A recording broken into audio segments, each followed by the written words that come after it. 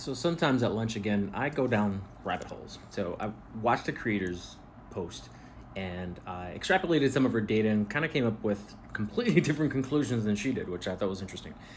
Do single mothers have less or more leisure time in this study than married women? This is basically a study by ATUS.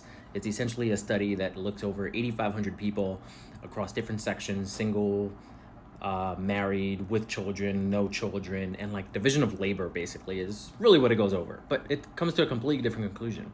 In her conclusion, in her video, she talks about how obviously women have an increased amount of leisure that's available once they become single moms. But the data doesn't show that. And in fact, this is directly from the data that she's highlighting in her post, which I thought was fascinating. Like, why not just anecdotally, maybe there are people out there like that, but the data doesn't show that. So I'm going to show screenshots before any questions arise. It goes on to basically identify what these leisurely studies are or what these leisurely activities could be. So let's continue. So employed women with children is what it breaks down. It says single versus married. ATUS microdata analysis shows single mothers often have less leisure than married mothers among the employed due to sole responsibility for childcare and household tasks. Okay?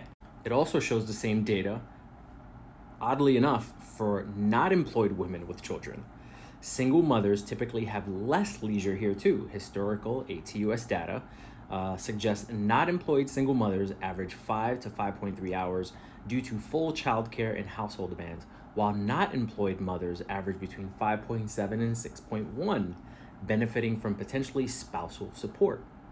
So again, her conclusion on her video is not correct. Here's a conclusion that AI basically comes up with in 2023. ATUS single mothers have less leisure time than married women with children across both employed and not employed groups. Employed single mothers average 21.7 per week, 24.5 per week for married mothers, and not employed single mothers, yada yada. The lack of a partner to share unpaid work drives this disparity. So the conclusion is incorrect on this creator's post. I also asked, do household chores increase or decrease, right? Because if we're talking about just childcare, okay, does household increase or decrease? I think sometimes people just look at data incorrectly, or they go in with a confirmation bias or a bias in their own minds, and the data sometimes doesn't point where you want it to point. I don't know what to tell you. Hey, here we go. You can pause to read here. Feel free to pause to read. Married women with children slightly lower, as some tasks may be shared with a spouse. Given your earlier data, married men without children at 6.2 hours assume minimal but non-zero help. Again, this is anecdotal. If you have zero help in the household, it's completely different, right? But we're going off the data here. Again, feel free to pause to read here, but it does say single mothers not employed higher due to no spouse support. Okay, so it's not less, right? It's more hours that they're spending on housework because now they are single. They don't have someone else to help. Overall trends. Okay. So does the housework increase or decrease? Single mothers with married women with children.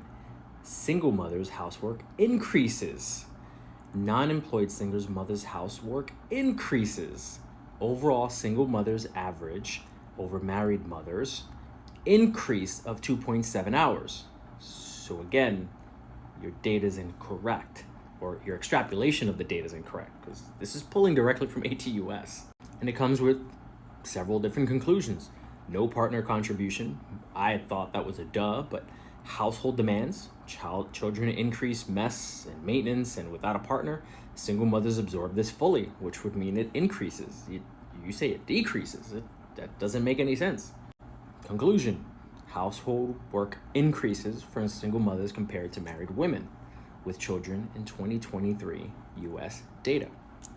And I'm not saying this is a knock to this creator, but I am knocking their conclusion on the data. Their data is just unfortunately incorrect, or your conclusion on the data is incorrect. It's not what you think it is. And my biggest problem with it is that once it's put out there, right, you'll see a lot of comments on people like, oh, this is exactly true, and it's not. The data doesn't point there. Your anecdote might, but the data does not. That's it. Bye.